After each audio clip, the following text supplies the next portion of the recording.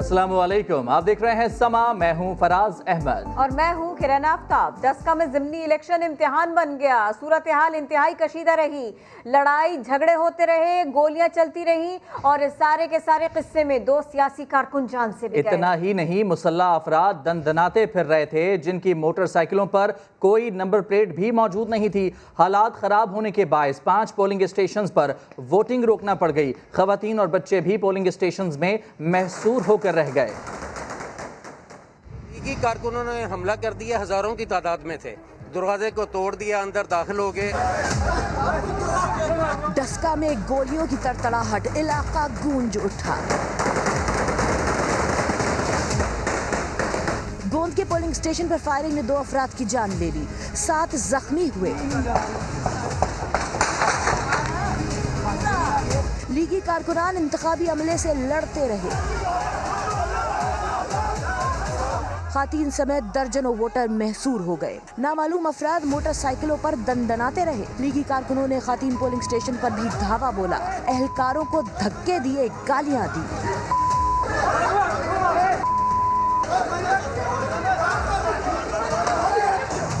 मरियम औरंगजेब ने जाँ भाग होने वालों को नून लीग का कारकुन करार दिया। हमारे 2 लोग शहीद हो गए, पीएमएलएन के लोग शहीद हुए। क्या पीएमएलएन ने अपने ही लोगों के ऊपर फायरिंग कराई और इनको मालूम था कि ये इलेक्शन हार चुके हैं? और अब ये घटिया तरीका पोलिंग को रोकने का, इन लोगों ने आवाम की, लोगों की, वोटरों की जानों के साथ खेला। पीटीआई रहनुमा उस्मान डार ने मरियम औरंगजेब से लीगी कारकुनों का नाम पूछा तो उन्होंने टेलीफोन लाइन काट दी। हम औरंगजेबा से पूछे, ये अपने वर्कर का नाम बताए जो शहीद हुआ है, नाम लें, कौन वर्कर शहीद हुआ है, इनसे पूछें, नाम बताएं कौन को, मैं बताता हूँ। पुलिस मरने वालों को सियासी जमातों का कारकुन करार दे रही है।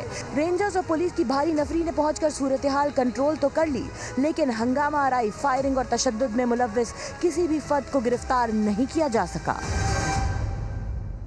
तो ज़िमनी इंतखाबात के दौरान मरियम नवाज ने ट्विटर महाज संभाले रखा। मुखालिफिन पर लफ्जी तीर बरसाए, धांधली का इल्ज़ाम लगाया। ट्वीट में लिखा कि अवाम ने शेर के हक में फैसला सुना दिया है, अब इसकी हिफाजत बाकी है। ज़िमनी इंतखाब के दौरान मरियम नवाज ने संभाला ट्विटर का महाज, मुखालिफिन पर लफ्जी तीर बरसाए, धांधली का इल्ज़ाम लगाया। ट्वीट में लिखा, अवाम ने शेर के हक में फैसला सुना दिया, अब इसकी हिफाजत करना बाकी है। हुकूमत वोट चोरी करने का हर हरबा इस्तेमाल करेगी।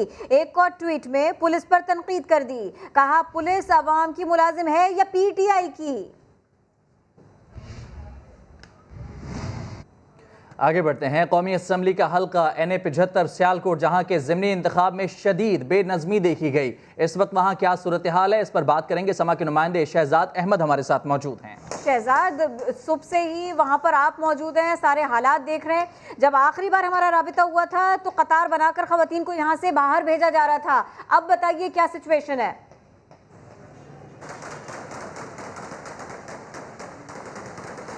जी बिल्कुल, मैं उसी पोलिंग स्टेशन के बाहर हूँ जहाँ पर खवातीन मर्द जो है वो 3 घंटे से ज़ायद मशहूर है। अब आप मेरे पीछे दे सकते हैं, ये उसका मेन गेट है, गवर्नमेंट ग्रेजुएट कॉलेज पर खवातीन।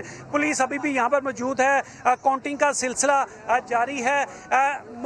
मजमूई तौर पे जो सूरत हाल सारा दिन जो है वो इंतहाई कशीदा रही। सुबह के वक्त जब पोलिंग अमल शुरू हुआ, धुंध बहुत ज़्यादा थी, जो वोटर्स थे वो बड़ी कम तादाद में बाहर निकल रहे थे, लेकिन जब मौसम ज़रा बेहतर हुआ तो वोटर्स की बड़ी तादाद ने जो है पोलिंग स्टेशन का रुख किया और हक़ राय दही के लिए, इस्तेमाल के लिए वो बाहर निकले। लेकिन जब हवाई फायरिंग का सिलसिला शुरू हुआ, हालात कशीदा हुए, तो जो शहरी थे, जो वोटर्स थे, वो भी डरे सहमे घरों में बैठे रहे। और जो पोलिंग स्टेशनों के अंदर मौजूद थे मर्द और खवातीन हजरात, वो भी पोलिंग स्टेशन के अंदर मशहूर है, बल्कि सियासी रहनुमा भी पोलिंग स्टेशन के अंदर मशहूर है। पोलिंग स्टेशन के अतराफ में वक्फे से फायरिंग का सिलसिला भी जारी रहा। सूरत हाल बहुत कशीदा रही। खवातीन बिलखसूस बहुत ज़्यादा परेशान रही, उनके साथ छोटे छोटे बच्चे भी थे, मरीज़ा भी थी। तो सारी सूरत हाल को देखते हुए फिर पुलिस ने लाहेअमल हथियार करते हुए बहुत शुक्रिया शहजाद, ये सारे के सारे हालात आपने हमको बताए। और ये सारी शिकायत लेके मरियम औरंगजेब आगे भी गई, इलेक्शन कमीशन के पास गई। उन्होंने कहा डस्का में हंगामा आराई का मुकदमा वजीर आला के खिलाफ दर्ज होना चाहिए क्योंकि फायरिंग पुलिस की मौजूदगी में की गई, ऐसा दावा उन्होंने किया। कहा हर तरह की गुंडागर्दी और बदमाशी यहाँ की गई, सिर्फ नून लीग के नहीं तहरीक इंसाफ के कारकुन भी शहीद हुए, ये भी उन्होंने बताया। जी हाँ, उन्होंने ये भी कहा कि इलेक्शन कमीशन तशद्दुद के इन वाकयात का फौरी नोटिस ले। सुबह से इनका एक ही हरबा था, ताखीरी हरबा। इलेक्शन को रोकने के लिए सुबह से पहले ताखीरी पोलिंग्स हर जगह के ऊपर जाके पंगा लेते थे। अपने उम्मीदवार के सिक्योरिटी गार्ड्स ने फायरिंग करके वहां से भाग गए, तो इन्होंने ये फायरिंग करा के अंधोनाक वाकया हुआ, उसमें वोटर्स शहीद हुए, मुस्लिम लीग नून के और इनके भी। ये मैं आपको दिखाना चाहती हूँ कि स्क्रीन के ऊपर कि किस तरह की गुंडागर्दी, किस तरह की बदमाशी इन लोगों ने की है। लेकिन पूरी की पूरी सूबाई हुकूमत, पूरी की पूरी इंतजामिया जो है वो खामोश है। किधर है अभी वजीर आला पंजाब? वो अभी कह रहे हैं FIR कटेगी जिन्होंने फायरिंग की है। FIR कटेगी? FIR तो आप पे कटनी चाहिए, आप सूबे के वजीर आला हैं। इधर 2 लोग हलाक हो गए, एक हल्के में इलेक्शन नहीं करिए सूबाई हुकूमत। साइकिल या रोल्स रॉयस की दुकान, मुआवजा जानिए थोड़ी सी देर में। और दूसरी जानिब मुआवने खुसूसी बराए इतलात फिरदौस आशिक आवान ने डस्का में 2 अफराद की हलाकत का जिम्मेदार राना सनाउल्लाह को करार दे दिया। कहा राना सनाउल्लाह ने प्रेस कॉन्फ्रेंस करके अपने कारकुनों को उकसाया था, साजिश के सारे ताने बाने उन्हीं से जा मिलते हैं। हल्के को टारगेट करके बदअमनी और फसाद का शिकार करने की जो साजिश की, उस साजिश के ताने बाने राना सनाउल्लाह की उस रवायती सोच के साथ जुड़े हैं जिसने प्रेस कॉन्फ्रेंस में पुरअमन इलेक्शन के माहौल को पुरतशद्दुद बनाने के लिए कारकुनान को उकसाया और एक दूसरे पे चढ़ दौड़ने के लिए कारकुनान को मसल्ला किया। कुछ गैर हतमी गैर सरकारी नतीजे सामने आने लगे हैं। हम आपको अपडेट कर दें, NA-75 डस्का से यहाँ 3 पोलिंग स्टेशंस के गैर हतमी गैर सरकारी नताइज सामने आए। मुस्लिम लीग नून की नौशीन इफ्तिखार 681 वोट्स लेकर यहाँ जरा आगे दिखाई दे रही हैं। PTI के अली असजद 589 वोट्स लेकर दूसरे नंबर पर हैं। हल्का NA-75 डस्का 3 पोलिंग स्टेशंस का गैर हतमी गैर सरकारी नतीजा मौसूल हो चुका है। मुस्लिम लीग नून की नौशीन इफ्तिखार 681 वोट लेकर आगे दिखाई दे रही हैं, जबकि PTI के अली असजद 589 वोट लेकर दूसरे नंबर पर हैं। NA-75 डस्का का ये गैर हतमी गैर सरकारी नतीजा है। 3 पोलिंग स्टेशन है जिसके नताइज के मुताबिक मुस्लिम लीग नून सबकत लेती दिखाई दे रही है। तो वजीराबाद ज़िमनी इलेक्शन के गैर हतमी गैर सरकारी नताइज से भी आपको आगाह करते हैं, जहां 10 पोलिंग स्टेशन का नतीजा समा को मौसूल हो चुका है, जिसके मुताबिक PP 51 में तहरीक इंसाफ के चौधरी यूसुफ 1022 वोट लेकर आगे हैं। नून लीग के तलत शौकत 966 वोट के साथ दूसरी पोजीशन पर। वजीराबाद ज़िमनी इलेक्शन के गैर हतमी गैर सरकारी नताइज, मोहसिन खालिद हमारे साथ हैं। मोहसिन खालिद, क्या क्या पोजीशंस बन रही हैं? जी बिल्कुल, पहले 10 जो पोलिंग स्टेशन हैं उनका गैर हतमी और गैर सरकारी ये नतीजा है कि बल्ला कुछ वोटों से आगे है। चौधरी मोहम्मद यूसुफ हैं, पाकिस्तान तहरीक इंसाफ के उम्मीदवार हैं, उन्होंने 1022 वोट हासिल किए हैं, जबकि जो तलत शौकत चीमा है उन्होंने 966 वोट जो है हासिल किए हैं। ये अभी वो नताइज हैं जो बिल्कुल जहाँ पे कम वोटों की तादाद थी उनकी गिनती मुकम्मल हुई है, तो वहाँ से ये नताइज आना शुरू हो गए हैं और दोनों जानिब जो है लोग अपना अपना महाज संभाल के जो बैठे हैं अपने दफातर में। अब जो है रिजल्ट को कंपाइल करने का जो है सिलसिला वो जारी है। जो ही नए जो है आते जा रहे हैं, नताइज आते जा रहे हैं, तो दफातर को आगाह किया जा रहा है और जहां पे सबकत की जो आती है उसी वक्त वहां पे फिर भंगड़े डाले जा रहे हैं और लोग जो है सेलिब्रेट कर रहे हैं। तो अभी कुछ वोटों से क्योंकि बल्ला आगे है तो PTI के जो कैंप है वहां पे हासी जो है खुशी का समा है। जी ठीक है, PTI का कैंप पहले से सेलिब्रेशन शुरू हो गई। वजीराबाद ज़िमनी इलेक्शन गैर हतमी गैर सरकारी नतीजा, यहाँ 10 पोलिंग स्टेशन का नतीजा समा को मिला है। याद दिला दे, वाजे कर दे, गैर सरकारी नतीजा है ये, गैर हतमी नतीजा है ये।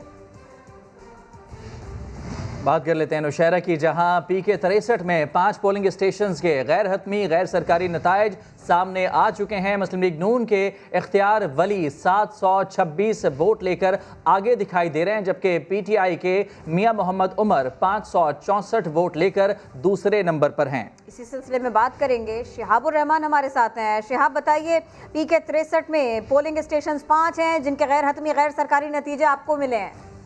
जी बिल्कुल, ये नौशहरा के PK 63 के रिसालपुर और गवर्नमेंट हाई स्कूल कैंट जो नौशहरा कला का हो गया और MG स्कूल जो गया, उसमें जो गैर सरकारी और गैर खत्मी जो नतीजा मिला है, उसमें पाकिस्तान मुस्लिम लीग नून के जो इख्तियार वली है उन्होंने 726 वोट लेकर वो पहले नंबर पर है, और दूसरे नंबर पर PTI के जो मियां मोहम्मद उमर है उन्होंने 564 नंबर लिए है, वो दूसरे नंबर पर है।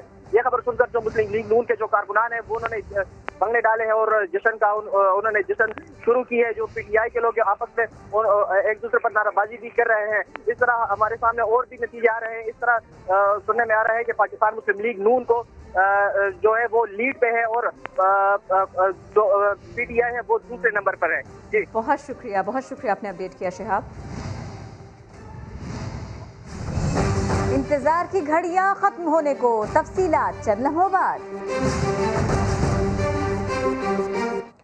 वज़ीर आज़म चोरी करे तो मुल्क तबाह और मकरूज हो जाते हैं। इमरान खान एक बार फिर सियासी हरीफों पर बरस पड़े। कहा, इसहाक डार और नवाज शरीफ के बच्चे बैरून मुल्क ऐसे शाहाना जिंदगियां गुजार रहे हैं जैसे वो गवाल मंडी नहीं बरतानिया में ही पैदा हुए हैं। उन्होंने कहा कि सेनेट इंतखाबात के लिए मंडी लगी हुई है। अपोजिशन चाहती है कि हमारे लोगों को खरीद कर अपने ज्यादा सेनेटर्स मुंतखब करा लें। एक तरफ पाकिस्तानी अवाम और दूसरी तरफ डाकू हैं। जीत पाकिस्तान की होगी। जब आपका प्राइम मिनिस्टर शुरू हो जाए चोरी करने और बड़े बड़े उसके और उसके बच्चों के बाहर महलात और लंदन के सबसे अमीर इलाकों में, तब वो मुल्क तबाह होता है और मकरूज होता है। सारे ऐसे ऐसे शाहाना जिंदगी गुजार रहे हैं। सागदार वो भी सबसे महंगी गाड़ी रोल्स रॉयस बेंटली, उसके बच्चे भी Rolls Royce Bentley, Nawaz Sharif के भी। ऐसे लगता है कि ये पैदा ही बरतानिया के बड़े बड़े महलों में हुए थे, ये ग्वाल मंडी में नहीं पैदा हुए थे। इसहाकदार का तो लगता है ऐसे कि बाप की साइकिल की दुकान नहीं थी, मेफेयर में रोल्स रॉयस की दुकान थी। जो सेनेट का इलेक्शन हो रहा है, मंडी लगी हुई है, सेनेटर बनने के लिए कीमतें लगी हुई हैं। हम कह रहे हैं मेंबर ऑफ पार्लियामेंट जो एक पार्टी के टिकट पे वोट लेके आता है वो बताए कि किसे वोट दे रहा है। ये सारी जमातें जमा होकर कह रही है कि नहीं खुफिया वोट दो। ना ये हमें गिरा सके पहले, मीनार पाकिस्तान उधर बेचारे फ्लॉप हो गया, फैटफ की लेजिस्लेशन में ब्लैकमेल करने की कोशिश उधर रह गए। अब ये सोच रहे हैं कि सेनेट के ऊपर हमारे लोगों को खरीद के किसी तरह अपने ज्यादा सेनेटर ले आए। पिछले इलेक्शन में पख्तूनख्वा के अंदर पीपल्स पार्टी के 2 सेनेटर आ गए और उनके कितने MPs थे? 6 MPs। पैसा चला। जो सेनेटर करोड़ों रुपया खर्च करके बन के आएगा वो क्या अवाम की खिदमत करने आएगा? वो अवाम का खून चूसने आएगा, वो पैसे बनाने आएगा। एक तरफ पाकिस्तान की अवाम है, एक तरफ ये डाकू का माफिया। जीत पाकिस्तान की होगी।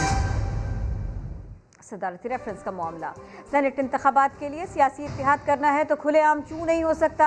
सदारती रेफरेंस केस में अदालत का सवाल। पीपल्स पार्टी के वकील रज़ा रब्बानी ने जवाब दिया, सियासी इत्तेहाद खुफिया ही रखे जाते हैं। मुतनासिब नुमाइंदगी की अदालती तशरीह आइडियल हालात वाली है, लेकिन सियासत में हालात कभी आइडियल होते नहीं।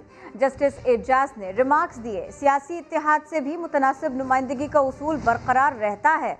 जुल्करनैन इकबाल रिपोर्ट कर रहे हैं। सेनेट इंतखाबात से मुतलिक सदारती रेफरेंस पर सुप्रीम कोर्ट में समाअत। इलेक्शन कमीशन ने वोटर्स और उम्मीदवारों के लिए हिदायतनामा जमा करा दिया। पीपल्स पार्टी के वकील रज़ा रब्बानी ने मौक़िफ़ अपनाया कि सेनेट का मकसद तमाम सूबों की यकसा नुमाइंदगी है। लाजमी नहीं कि वफाक में हुकूमत बनाने वाली जमात की तमाम सूबों में भी अक्सरियत हो। बड़ी सियासी जमातें छोटी जमातों के साथ मिलकर इत्तेहाद भी बनाती हैं। जस्टिस उमरता बंदयाल ने इस्तफसार किया, सियासी इत्तेहाद बाज़ औक़ात दूसरे सूबों की जमातों के साथ भी होता है, लेकिन ऐसे इत्तेहाद अलल ऐलान क्यों नहीं होते? रज़ा रब्बानी ने जवाब दिया, सियासी इत्तेहाद खुफिया ही रखे जाते हैं। इत्तेहाद के नतीजे में नशिस्तों की तादाद में फर्क आता है। पंजाब में PTI ने 1 सीट काफ लीग को दे दी है। कोई इंफरादी शख्स सेनेटर बनने की कोशिश करे तो हॉर्स ट्रेडिंग का इम्कान होता है। जस्टिस एजाजुल एहसन ने कहा, सियासी इत्तेहाद से मुतनासिब नुमाइंदगी के असूल की खिलाफ वर्जी नहीं होती। रज़ा रब्बानी ने कहा, अपोजिशन जमातें भी मुतहिद हों तो नशिस्तों का तनासुब बदल सकता है। अदालत ने मजीद समाअत पीर तक मुलतवी कर दी। रज़ा रब्बानी अपने दलाइल आइंदा समाअत पर भी जारी रखेंगे। जुल्करनैन इकबाल, समा, इस्लामाबाद। खबरों में आगे देखिए, बिल भरूं या फाड़ दूं। सेनेट इलेक्शन मंडी बन जाते हैं। खैबर पख्तूनख्वा और बलूचिस्तान में यह सिलसिला अब भी जारी है। वफाकी वजीर इत्तलाआत शिबली फराज कहते हैं, सेनेटर्स का इंतखाब पैसे की बुनियाद पर नहीं, पार्टी वाबस्तगी पर होना चाहिए। जहांगीर तरीन को NRO देने का सवाल हुआ तो बोले, NRO तो अपोजिशन मांगती है। सेनेट इलेक्शंस हैं वो एक मंडी सी बन जाती है, जिस तरह के हम सुन रहे हैं कि खैबर पख्तूनख्वा में, बलूचिस्तान में और जगहों पे ये सिलसिला अभी भी इस वक्त हो रहा है। आबाद की सीट हफीज शेख साहब जीतेंगे, नंबर्स हैं हमारे पास, ये नहीं है कि हमारे पास नंबर कम है, जहाज भरने का नहीं है। जहांगीर तरीन साहब, हमारी पार्टी से उनका बड़ा गहरा ताल्लुक था, पार्टी के साथ उनका ताल्लुक, उनकी हमदर्दियाँ वो अभी भी बरकरार हैं और हम उसकी रिस्पेक्ट करते हैं। वो भी हफीज शेख साहब के लिए वो करेंगे। क्या जहांगीर तरीन साहब को NRO की यकीन दहानी करा दी गई है? NRO सिर्फ अपोजिशन मांग रही है और जहांगीर तरीन अपोजिशन का हिस्सा नहीं है। चेयरमैन सेनेट के खिलाफ अदम तहरीक अदम एतमाद में कितने सेनेटर्स ने वोट डाला था? राना सनाउल्लाह बात से बाखबर लेकिन नाम बताने से गुरेजा। समा को खुसूसी इंटरव्यू में कहा, मजमूई तौर पर 11 सेनेटर्स थे, तफसील बताएं तो दूसरी पार्टी के लिए मसला बन सकता है। मरियम नवाज जिसका नाम है वो मुसीबत हुकूमत को भुगतनी तो पड़ेगी। यूसुफ रजा गिलानी जीत गए तो हुकूमत पर एतमाद होगा। टोटल 11 लोग थे, सभी को पता है कि किसके कितने थे। वो फिगर अगर मैं बोलूँगा तो उसमें फिर दूसरी पार्टी जो है उसको फिर एम्बैरसिंग हो जाता है। ये कहना कि सभी लोगों ने पैसे लिए थे, ये गलत है। लोगों को ब्लैकमेल किया गया, लोगों को धमकाया गया, लोगों को डराया गया। मरियम नवाज जिसका नाम है ना, वो मुसीबत जो है ना वो इनको भुगतनी पड़नी है, वो इनसे टलेगी नहीं। इनको अब हिसाब देना ही पड़ेगा।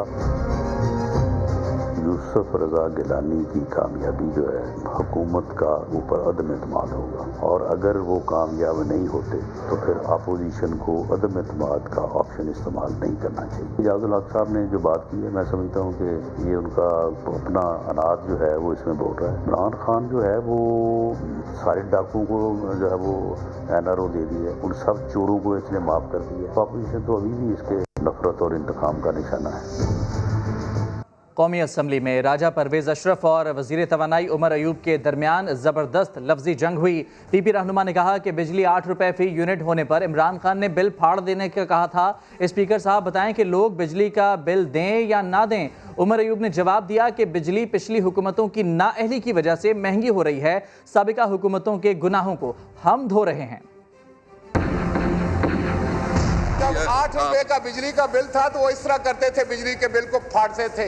मैं बिल दूं या ना दूं, मेरे लोग बिल दें या ना दें। ये इसी तरह मुतरादिफ है, कोई कब्र खोद के उस पर लेट जाए और खुद चले अपने ऊपर रखे और कहे मेरे ऊपर मिट्टी भी डाल दो। कि हम 4 रुपए का यूनिट देते थे, आज जो 1 यूनिट है वो 28 रुपए का दिया जा रहा है। वो आपकी कैपेसिटी चार्जेस या कंपल्सरी चार्जेस 2018 में 642 अरब रुपए तक पहुंच गई थी। कि इस हुकूमत ने मादरे वतन को IMF के पास गिरवी रख दिया है। ये आप अपने इत्तेहादियों से पूछे कि इन्होंने पाकिस्तान की अवाम को क्यों गिरवी रखा।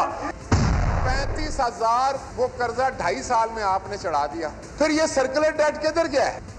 इनके गुनाहों को हम लोग साफ कर रहे हैं। कर्जा जो इन्होंने लिया था उसकी सूद की अदायगी के लिए हम लोग अदायगी कर रहे हैं। इल्जामात से मुल्क आगे नहीं जाएगा। आप हमें जितना भी बुरा साबित करने की कोशिश करेंगे नहीं कर सकेंगे।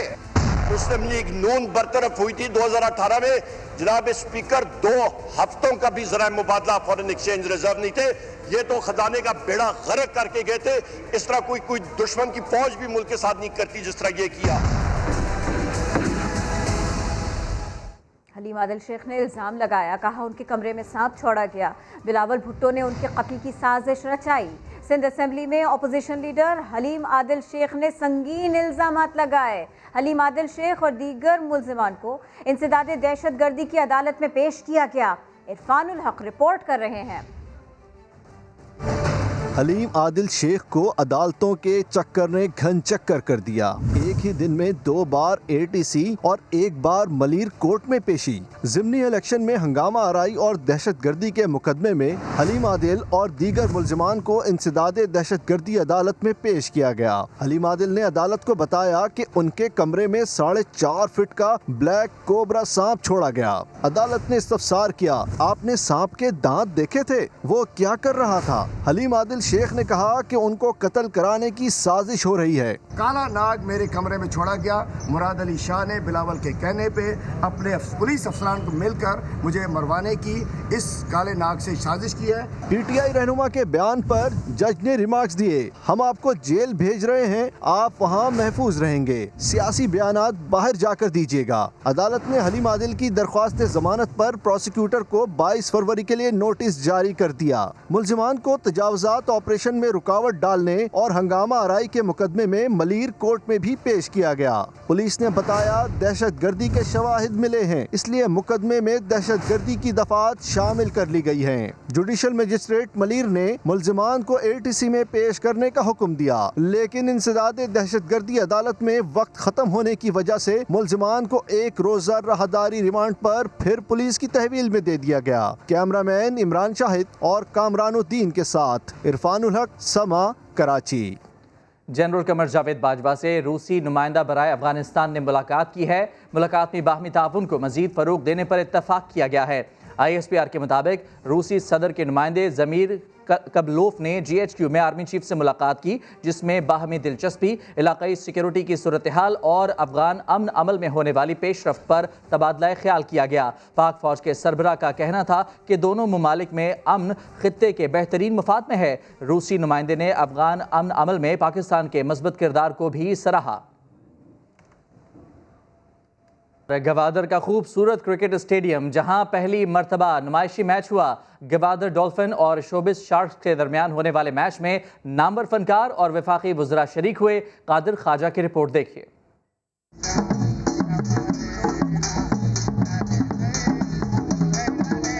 दुनिया की खूबसूरत क्रिकेट स्टेडियम गवादर में हुआ पहला नुमाइशी मैच। शुरका ने अली सदपारा को खराज अकीदत पेश किया। नामवर फनकारों अली जफर, फैसल कुरैशी, सलीम शेख और PTI रहनुमाओं अली जैदी, जुल्फी बुखारी और फवाद चौधरी ने शिरकत की।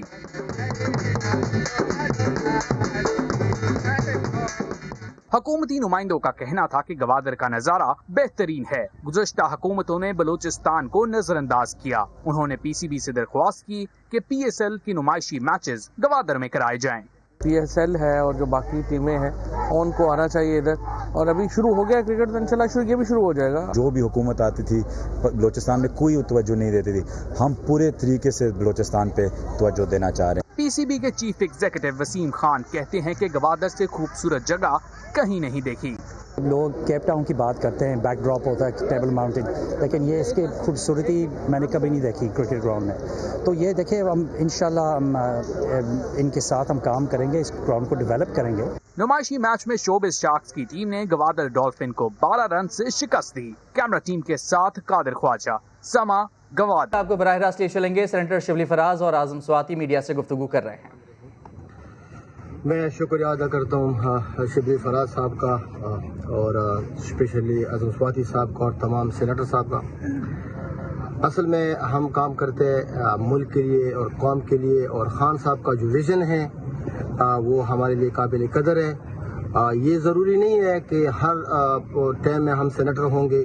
इंशाल्लाह ये वक्त का तकाजा है और हमारा खून कतरा कतरा भी खान साहब के साथ ही इंशाल्लाह आखिर सांस लेने तक हम इसके साथी होंगे। और इंशाल्लाह इस कौम और मुल्क के लिए, क्योंकि हम मुहब्बे वतन लोग हैं, और इंशाल्लाह हम हर हालात में, तकलीफ में, मुश्किल में इमरान खान के साथ खड़े होंगे। और इंशाल्लाह ये जदोजहद जिंदगी तक, मौत तक हम इंशाल्लाह बरकरार रखेंगे। बहुत शुक्रिया। सेनेटर साथ में आजम स्वाति साहब भी हैं, शिबली फराज साहब भी हैं, इस वक्त मुलाकात भी कर रहे थे और सेनेट इलेक्शंस की बात भी कर रहे थे। बिल्कुल, आगे बढ़ते हैं। कमर तोड़ महंगाई को नया तड़का लगा।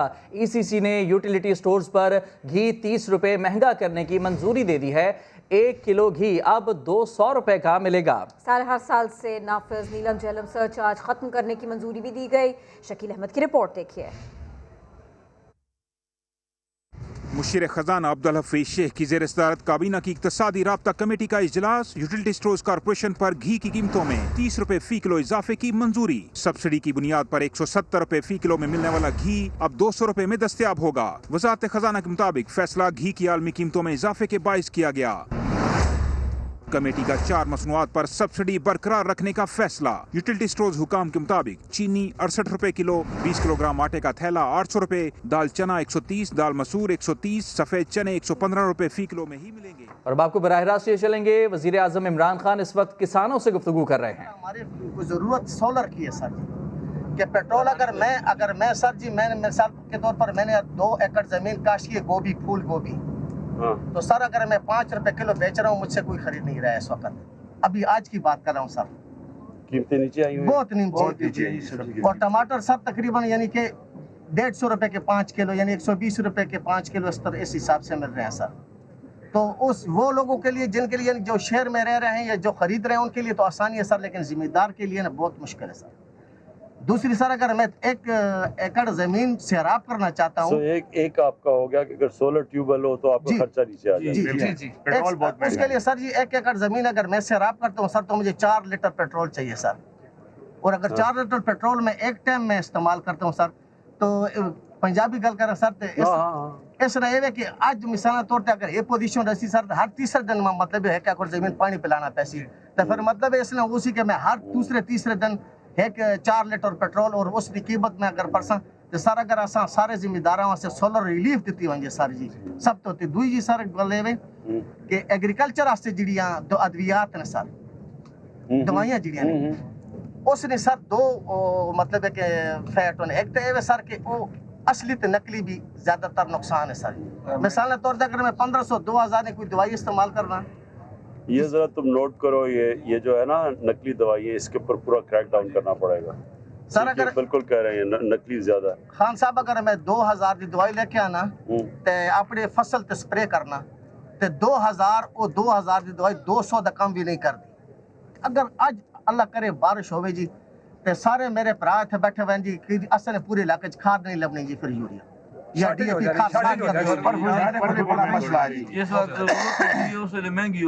कर दे सुनी, या फिर क्या कर सुनी अगर आज उसकी रेट है, अगर उस रेट है 2200-2600 रुपए, अगर बारिश हो गई जी तो खुद बहुत 28-30 तक रेट चला जा। खाद शार्ट कर छोड़ने की तो खाद एक हो गई ने, बीज आ गए जी चौथे नंबर पे बीज जी। मैं 12000 का एक पत्ता टमाटर का बीज मतलब बीज काश की जी, छोटी जी जगह थोड़ी जी जगह तकरीबन 4-5 इतनी जगह 12000 का एक पत्ता ते ओ एक आधा एकड़ यानी 4 कनाल जमीन उस नाल मेरी काश्त होनी है जी। वो जब काश्त होनी तो उद में मतलब तैयार होनी तो कम से कम उस 4 कनाल ते मेरे 50000 रुपए खर्च होने सर। ते टमाटर अगर इस तरह 20 रुपए किलो जासन जी तो फिर किसान में नेक्स्ट टाइम पे भी नहीं बात है, तो भी सस्ते साढ़े को सोलर पे सब्सिडी चाहिए। सोलर एक तो सोलर हो गया, लेकिन मैं ये सोच रहा हूँ कि यहाँ से जो आप ये जो आप जिस कीमत पे ये आप बेच रहे हो जी सर, और जिस कीमत पे शहर में बिक रही है उसमें बहुत बड़ा फर्क है। कोई लेने वाला नहीं, मंडी वाले पैदा उठा रहे हैं। मैं ये कह रहा हूँ ना कि बीच में इतना ज्यादा बीच में कोई पैसा बना रहा है, मैंने तो ये कर रहे हो, मैंने तो आप कर रहे हो। सो हम इसके ऊपर भी हमने पूरा प्रोग्राम बनाया हुआ इसके लिए। सर ये सब्जियां अगर इम्पोर्ट ना हो ना तो हमारा जो है ना फिर ये आमदन ज़ायद हो सकती है। नहीं, असल में जो मुझे समझ आई है ना, जो हमने देखा कि जो किसान जिस चीज़ जो बेचता है और जो शहर में चीज़ बिकती है उसमें बहुत बड़ा फ़र्क है। बहुत फ़र्क है सर। तो वो जो अगर हम मदद करके हुकूमत किसान को हम ज़्यादा पैसा दिलवा दें और शहर में कम कर दें, अगर हम वो बीच में वो जो बीच में पैसा अगर उसमें है और उसी के ऊपर हम लगे हुए हैं ना, हमारी कोशिश यही है। स्टोरेज फैसिलिटी उससे भी इनको मदद हाँ, और स्टोरेज भी हो जाए तो वो भी ठीक। उसी सर जी मदद मिल सी ना, मिसाल साडा खर्च थोड़ा जिहा डिस्काउंट हो जासी।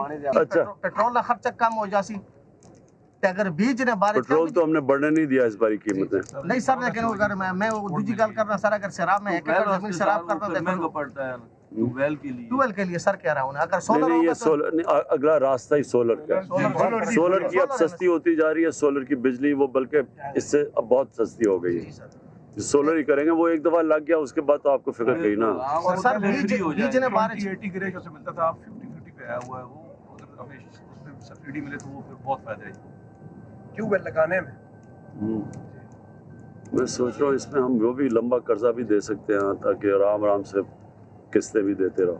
आजकल तो सोलर बड़ी सस्ती होगी, बहुत सस्ती और सस्ती होती जा रही है। और एहसास में अगर आप डालें तो बीज ने बारे सारे के मिसाल तौर पे अगर 2 साल पहले बीज अगर जड़ी चीज बीज 5,000 थे आज 12,000 थे, क्यों जी एक्सपोर्ट हो रही है, बाहर से एक्सपोर्ट हो रही है जी, और डॉलर ये है और वो है तो आसाम वास्ते तो सर जी वो मतलब मसला किसानों से सारा मसला बह गया। समझिए सारी चीज बीज थे और खाद मतलब सोलर सारे अगर 3-4 चीजें आसाम से रिलीफ वैसे फर्क पड़ जाएगा अभी आपको थोड़ी देर में। जो अब हम चीजें लेके आ रहे हैं ना, इसमें पूरा काम हो रहा है क्योंकि इस पर ही हमने ये महंगाई जो आई है खाने पीने की चीजों में, हमने जब देखा तो जो किसान बेचारों के पास उनको पैसा नहीं मिल रहा और बीच में शहर वाले शोर मचा रहे हैं महंगे हो गए और किसान को कुछ भी नहीं मिल रहा है, कुछ मिडमैन कमा रहा है। आप मैं इसे करता हूँ सब्जी का अगर पूछ लेना, ये मार्केट है 7 हज़ारों नजदीक शहर है।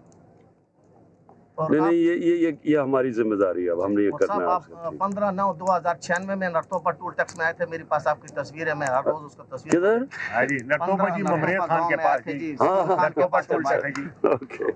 ओके जी।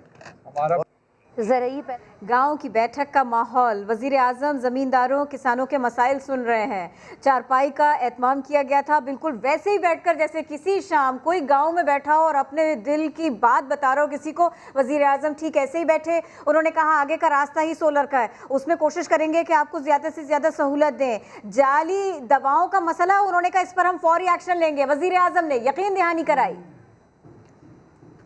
आगे बढ़ते हैं। फैसलाबाद में धागे की किल्लत के बायस 25% गारमेंट्स यूनिट्स बंद पड़े हैं। बैरून मुल्क से मिलने वाले ऑर्डर्स भी कैंसिल होने लगे हैं। अब्दुल अहद की रिपोर्ट देखिए। चीनी आटे के बाद धागे का बहरान। 100 से जायद गारमेंट्स फैक्ट्रियां बंद। फैसलाबाद में गुज़िश्ता 2 माह के दौरान धागे की कीमतों में 50% इजाफा और मसनूई किल्लत से 25% टेक्सटाइल सनतें बंद हो गईं। जितना अच्छा इम्पैक्ट मिला था कोविड के बाद हमें कि हम इंडस्ट्री को बूस्ट करते, एक्सपोर्ट्स को बूस्ट करते, वो की, लेकिन अनफॉर्चुनेटली रॉ मटेरियल की शॉर्टेज की वजह से चूंकि वायबल नहीं रही चीज़ें और 50% से ज़्यादा ऑर्डर कैंसिल हो चुके हैं इस वक्त। यान हमें सिर्फ डे बाय डे मिल रहा है क्योंकि वो हमारे साथ एक वीक की कमिटमेंट भी नहीं करते, क्योंकि एवरी डे वो 500 से 600 रुपए पर बैग इंक्रीज कर रहे हैं और मेरा ख्याल है ये 4-5 दिन में हम रोड्स के ऊपर होंगे। टेक्सटाइल सनतकारों ने धागे की कीमतों में कमी और दस्तयाबी न होने पर आइंदा हफ्ते एहतजाज की धमकी भी दे दी। कैमरामैन रिजवान साबरी के साथ अब्दुल अहद, समा, फैसलाबाद। झंग के बाबा जुल्फिकार की फरियाद कौन सुनेगा? बोलो झंग में बात करेंगे सदर के इलाके की, जहां सरकारी स्कूल और कॉलेजेस कचरा कुंडी का मंजर पेश कर रहे हैं और सड़कें टूट फूट का शिकार। मेरा नाम जुल्फकार अहमद चौधरी है और मैं झंग के इलाके सदर से तल्लुक़ रखता हूँ।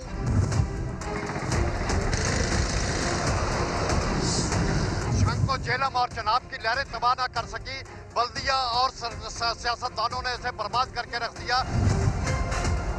यहाँ पर गंदगी और जौहर, पानी के जौहर खड़े हैं जो सफाई ना होने के बराबर है। शहर का कोई भी सरकारी स्कूल, सरकारी कॉलेज जो है वो कचरा कुंडियों में तब्दील कर दिया गया है, लेकिन यहाँ के इंतजामिया को बिल्कुल शर्म नहीं आती। जो करप्ट ठेकेदारों की वजह से और चहेते सियासतदानों को नवाजने के लिए टूट फूट का शिकार कर दिया गया है, जिससे जंग तबाही के किनारे तक पहुँच चुका है।